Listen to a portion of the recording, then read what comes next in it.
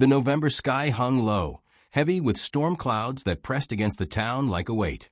Rain poured relentlessly, hammering on the tin roof of Hale's auto garage and rushing in rivulets down the cracked pavement outside. Inside, the smell of grease and hot metal clung to the air. I was elbow-deep in the engine of Mrs. Langley's Cadillac, my knuckles scraped raw, when a sound cut through the rhythm of the storm, a piercing siren. It grew louder, closer, until it was right outside our shop. Then, silence. Not the safe kind of silence. The wrong kind. Like a record needle scratching mid-song. I froze. Through the open garage door, I saw the ambulance parked at an angle, its red and blue lights strobing violently across the rain-slicked asphalt. The engine wasn't running. Its heartbeat had stopped. Michael, what the hell's going on out there? From beneath the hydraulic lift, Robert Hale, the owner, slid out, wiping oil from his hands. His voice carried authority, the kind that brooked no argument. I craned my neck. Ambulance broke down. One of the EMTs, a young man with a soaked uniform and a name tag that read John, had already leapt from the cab, fumbling under the hood with frantic, trembling hands. His panic carried across the rain like a radio signal. Robert's jaw tightened, that hard edge I knew too well forming on his face. Not our problem. Get back to the Cadillac. Mrs. Langley's due at noon, and she's already called twice. I glanced at the shop clock. 10:17 a.m. My gut twisted. From the rear of the ambulance, another medic jumped out, waving urgently. Please. We've got a critical patient inside. His voice, cracked in desperation, carried on the storm. I reached for my toolkit, instincts firing before my boss's words even registered. But Robert stepped into my path, broad shoulders filling the doorway. His eyes locked on mine. Michael, don't even think about it. County will send another unit.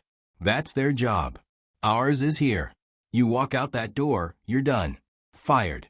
The garage went still. Even Ethan, our youngest mechanic, stopped mid-swing with a wrench. Sophia, at the front desk, lowered her phone slowly, her wide eyes fixed on us. Rain pelted the concrete outside, pooling beneath the ambulance, drumming like an anxious heartbeat. Through the storm, the driver's voice rang out again. Please, we don't have time. My grip tightened on the metal case in my hand. I looked from Robert's face, unyielding, immovable, to the flashing lights outside. This was the line. My line. I'll have the Cadillac ready by noon, I muttered, already stepping past him. You walk out there, you don't come back, Robert barked, his words following me into the storm. The rain hit me like a wall of ice as I sprinted across the lot, toolkit banging against my leg. The EMT, John, met me with desperate relief etched in every line of his face. Engine died, he gasped. We've got a cardiac arrest patient. Backup's 20 minutes out. 20 minutes, I echoed, flipping the hood open, cold water running down my back. My fingers traced the engine, feeling for the fault the way a soldier checks a rifle. Years of fixing tanks, in desert sandstorms and tractors, in freezing barns, had trained me to read machines like Braille. There it was. The fuel pump relay. Cracked. Waterlogged. Dead. A woman in scrubs rushed to my side, raindrops dotting her glasses. Her voice shook. Patience crashing. BPs falling fast. I didn't look at her. I can bypass the relay. Give me 3 minutes. The world narrowed to wires, circuits, and rain. My hands worked fast, stripping, twisting, forcing a temporary circuit to life. A fix that wouldn't last an hour. But it didn't need to. It only needed to last 5 miles. Try it now, I shouted. John scrambled back into the cab, turned the key. The engine coughed once, twice, then roared to life, defiant against the storm. The medic in scrubs squeezed my shoulder. Thank you, she breathed, before vanishing back inside. The siren screamed alive again, drowning out the storm as the ambulance peeled away, tires splashing through rivers of rain. Red and blue lights blurred into the distance, until they were nothing but fading stars. I stood there in the rain, chest heaving, my hands trembling with cold and adrenaline. Only then did I turn back.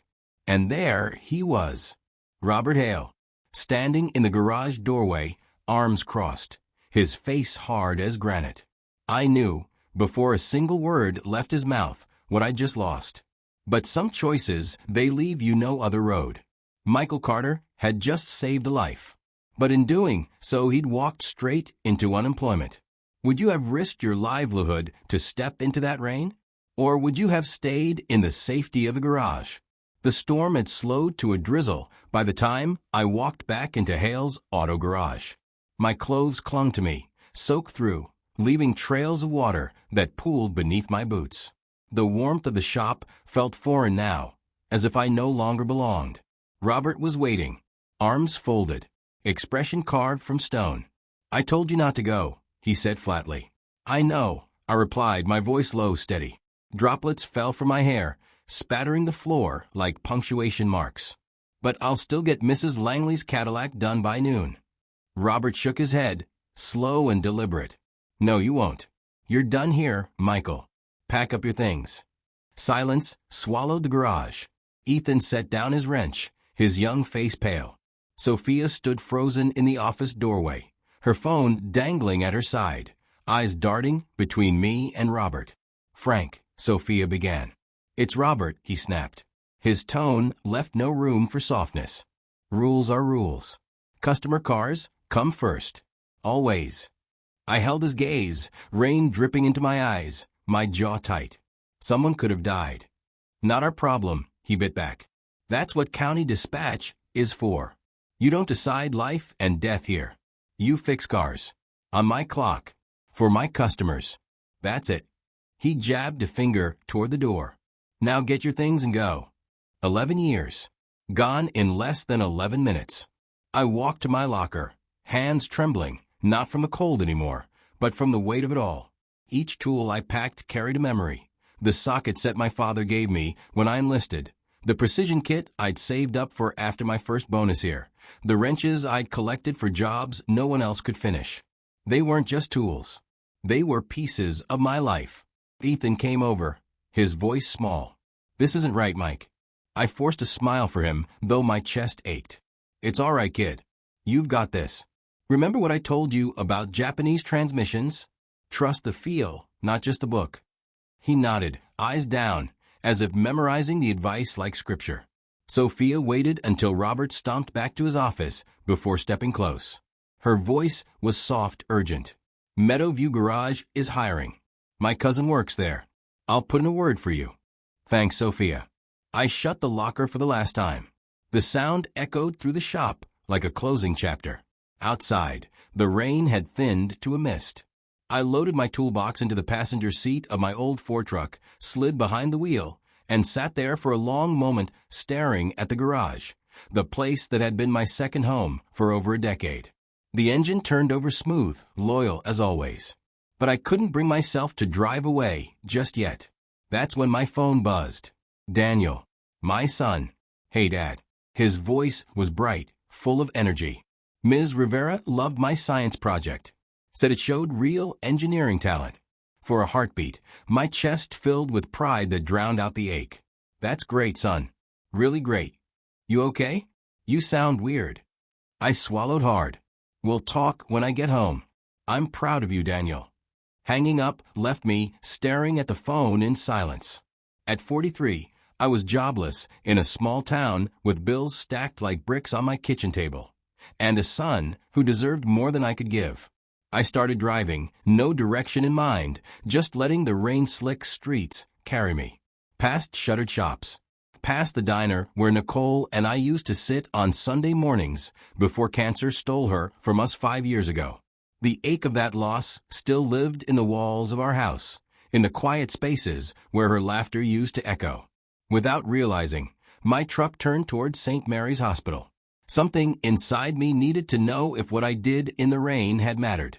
The ambulance I jump-started was parked in the emergency bay, silent now, but alive. Relief washed through me. John, the EMT, spotted me as I approached. His face lit up. "Man, I was hoping I'd see you. You got us there. Patient's in surgery right now. Stable." "That's good," I said softly. "That's real good." Then his eyes shifted, serious. "Wait, did you get in trouble for helping us?" I shrugged. Lost my job. His mouth dropped. That's messed up. After what you did. It's all right, I cut in. Just did what needed doing. The emergency doors slid open, and the woman in scrubs, the one who had squeezed my shoulder in the rain, stepped out. Dr. Emma Clark. She looked tired but satisfied, her eyes carrying the weight of someone who had just wrestled with death and won. She froze when she saw me. You're still here. Just wanted to make sure it worked out. It did, she said, her voice firm with gratitude. That patient made it. Stable for now. But without you. She let the sentence trail off. Some things don't need finishing. I nodded, awkward under her direct gaze. Her lips curved into a small, thoughtful smile. You should know something. The patient. She was conscious when we got here. Asked about the man who fixed the ambulance. I blinked. She remembered? Dr. Clark's eyes gleamed. She tends to remember people who help her. Her name is Catherine Hollowell. The name hit me like a jolt of electricity. My stomach dropped. Hollowell. I echoed. The CEO of Hollowell Motors, Emma confirmed. Massive heart attack during a board meeting. If she'd waited 20 more minutes, she wouldn't have made it. The world tilted. Catherine Hollowell wasn't just another patient. She was the most powerful figure in the county, head of the company that employed thousands, her reach stretching across the state. And somehow, I had been the one standing in the rain, tools in hand, when her heart gave out.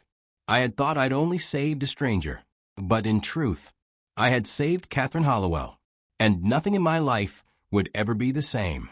Do you think fate sometimes pushes us into the right place at the right time? Or was it just luck that Michael was standing there in the rain?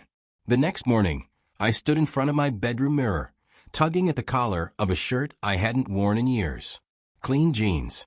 A button-down Daniel had given me last Christmas. Boots polished as best I could manage. It wasn't much, but it was the best I had.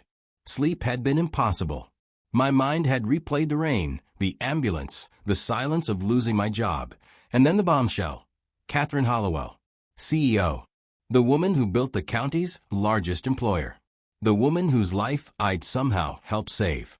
Now she wanted to meet me. At St. Mary's Hospital, the receptionist pointed me toward the elevators. Wait here. Someone will escort you. A few minutes later, a tall woman in a sharp navy suit stepped out. Everything about her was polished. Hair pulled back, a folder under one arm, the click of her heels crisp against the tile. Mr. Carter, she asked, extending a hand. Rebecca Hayes, Human Resources Director for Hollowell Motors. Ms. Hollowell is expecting you. Her handshake was firm, her smile professional. But I couldn't help noticing the way her eyes studied me, as though weighing something unseen. We rode the elevator in silence, soft music playing overhead. My reflection in the mirrored walls looked out of place, oil-stained hands scrubbed clean, but still rough, clothes simple against her corporate sharpness. The fourth floor was nothing like the chaotic ER. Soft lighting, expensive artwork, polished wood trim. Private rooms with real doors instead of curtains. Two men in suits stood guard outside one door. They stepped aside the moment Rebecca approached. Inside, sunlight streamed through wide windows. Flowers filled every corner, their scents mingling in the air. In the center, propped up by pillows, sat Catherine Hollowell. She looked strong, even in a hospital gown. Her silver-streaked hair was tied neatly, her sharp eyes tracking me as I stepped inside. She radiated authority, the kind that couldn't be dimmed by 4 drips or heart monitors. Mr. Carter, she said, her voice clear, steady. Please come in. Rebecca slipped out, closing the door behind her. I felt awkward, standing there in boots that squeaked faintly against the polished floor. Catherine gestured to the chair by her bed. Sit. I've been eager to meet the man who saved my life. I sat cautiously. Ma'am, I just fixed an ambulance. The paramedics and doctors saved your life. Her gaze held mine unblinking. Dr. Clark tells me otherwise. She says, without your intervention, the ambulance would have been stranded another 20 minutes. By her estimate, I wouldn't have survived those 20 minutes. The room fell quiet. The words lingered heavy in the air. I shifted, uncomfortable under the weight of them. I just did what needed doing. A faint smile touched her lips. That's exactly what she said you told her. Did what needed doing. Refreshing words, Mr. Carter. Her eyes studied me in silence, like a mechanic inspecting the lines of a car before deciding if it could handle the road. I also hear, she continued, that you lost your job because of it. I stiffened. News travels fast. When I ask questions, Catherine replied smoothly. Answers appear. 11 years at Hales Auto, glowing reviews from customers, a military background in vehicle maintenance, and a boss who, it seems, doesn't appreciate the value of what he had. Robert Hale has his principles, I said carefully. Cars first. Always. And you, she asked. Her tone sharpened, cutting through the space between us. What comes first for you, Michael? The question landed heavy. For a moment, I couldn't answer. Finally, I said, people. Always has been. Catherine leaned back slightly, as though confirming something she already suspected. That was clear the moment you stepped into the rain. She glanced at the flowers on the table, then back at me. Do you know much about Hollowell Motors? Only what everyone around here knows, I admitted. You turned it around when it was failing. Biggest employer in the county. That's the simplified version, she said with a hint of pride. What's less known is that we're facing another turning point. The industry is changing. We need people who can adapt, think differently. People who act. She paused, eyes narrowing slightly, as if testing me. I built my career on finding talent where others don't look. People who solve problems no one else can. People who see what needs doing and do it. Her voice softened. That's you, Mr. Carter. I frowned, unsure. I'm just a mechanic. I fix cars in a garage. Her expression sharpened. No, you're more than that. You're someone who makes the right choice under pressure, no matter the cost. That is rarer than skill, though you clearly have both. I shook my head. What exactly are you saying? Catherine leaned forward, eyes glinting with purpose. I'm offering you a job at Hollowell Motors. The words hit like a thunderclap. For a moment, I thought I'd misheard. A job. I repeated. In our vehicle safety and performance division, she said, her tone crisp. We need practical insight. Real-world problem solvers. You'd help evaluate and improve our newest models. The salary, she waved a hand as if money were secondary, would be twice what Hale paid you. Full benefits. A flexible schedule so you can be there for your son. The room seemed to tilt. Twice my salary? Flexible hours? Daniel's college fund flashed in my mind. The bills stacked on our kitchen table. The braces. The mortgage. Why me? I whispered. There must be hundreds of qualified people you could hire. Her gaze didn't waver. Because when my heart was failing, you didn't see a CEO. You didn't weigh whether helping was worth it. You saw a human being. And you acted. That perspective, that clarity, is what this company needs right now. Silence pressed down between us. My chest felt tight, my thoughts scattered. You don't need to decide today, Catherine said gently. Take 24 hours. Rebecca will give you the details. Her eyes softened for the first time. But know this, Mr. Carter.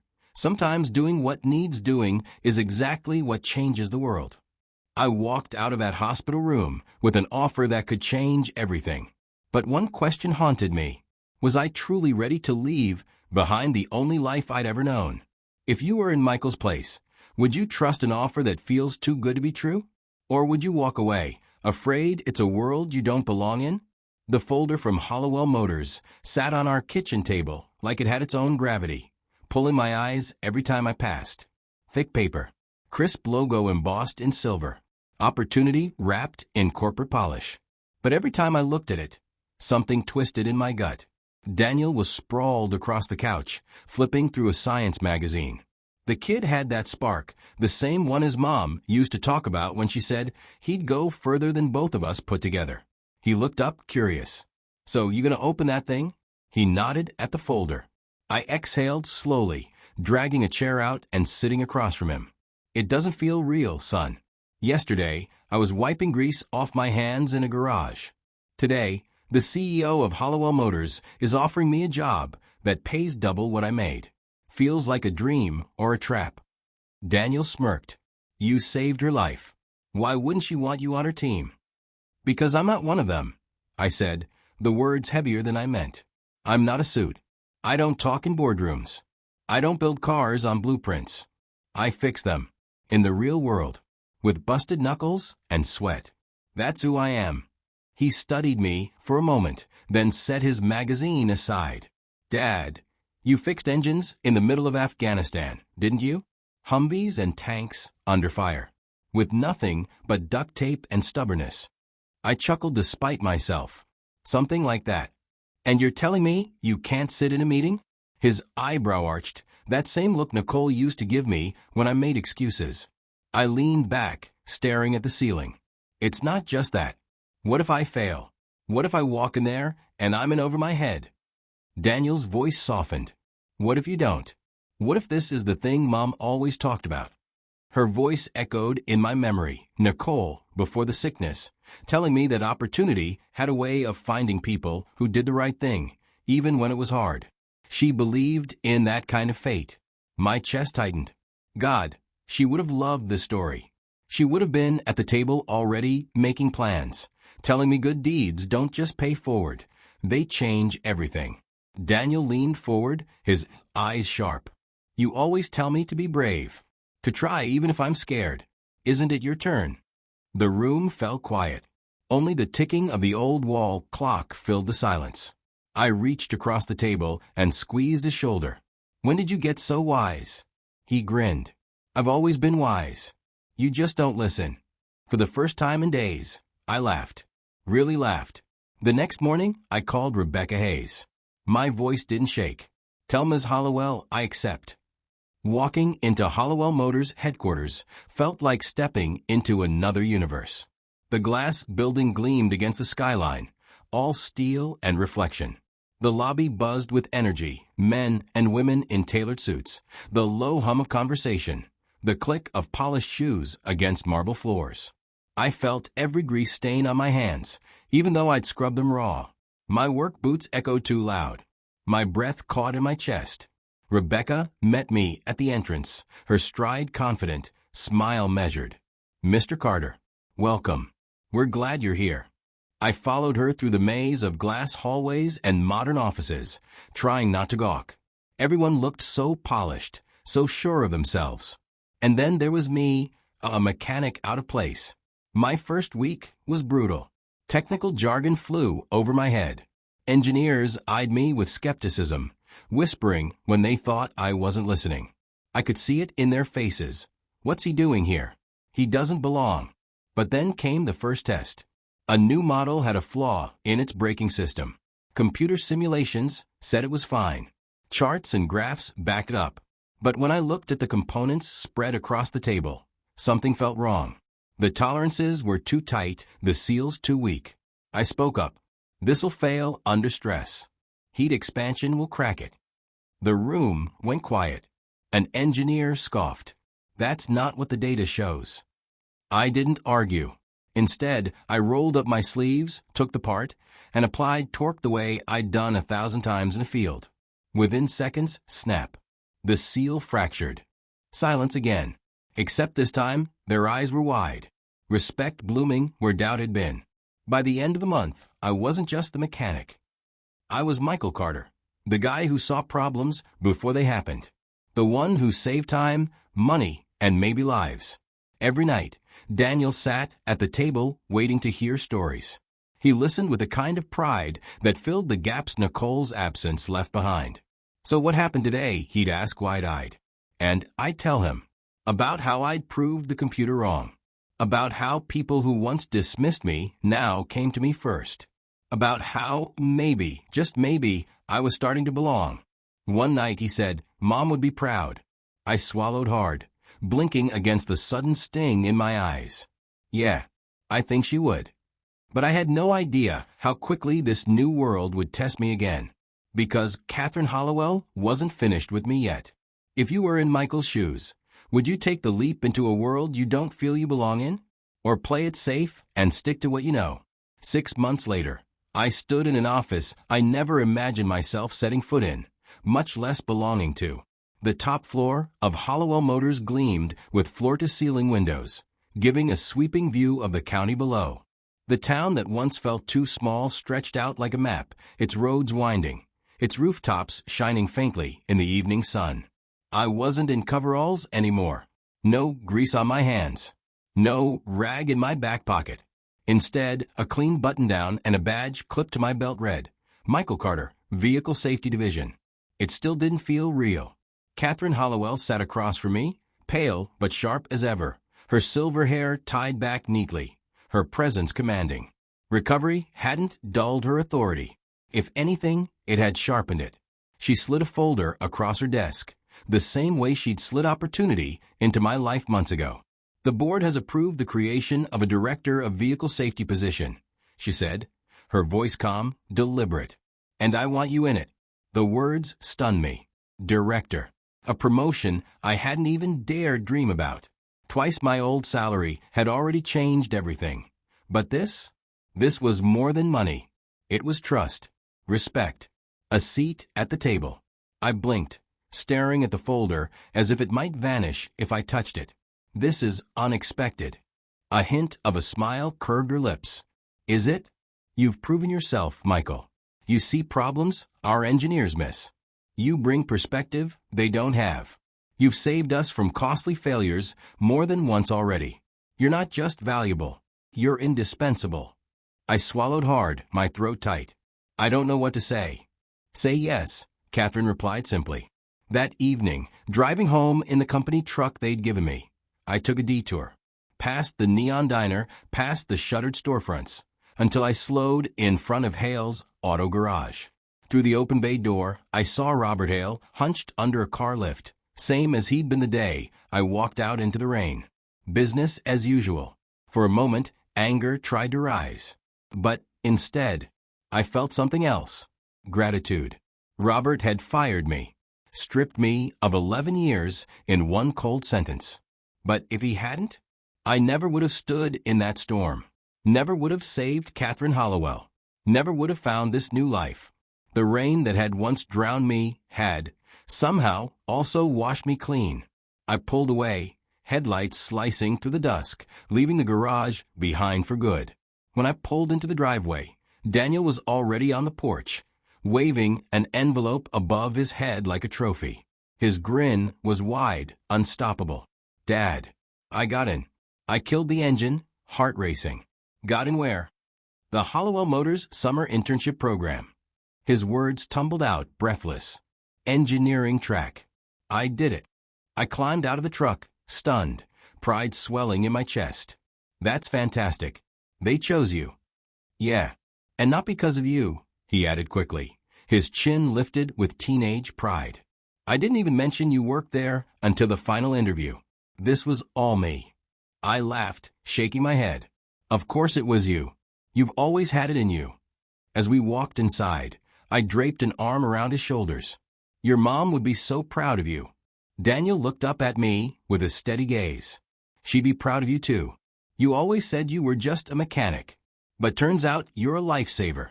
The words hit me like a warm flood. Not because of Catherine, not because of the promotion, but because my son saw me that way. Later that night, I sat at the kitchen table alone, the hum of the refrigerator filling the quiet. Bills still lined the edges of the table, but now they were balanced by letters from Hollowell Motors and Daniel's acceptance packet. My eyes drifted to Nicole's picture on the mantel. She was laughing in it, caught in a candid moment that still carried her light. You were right, I whispered to her. Opportunity comes when you do the right thing, even when it costs you.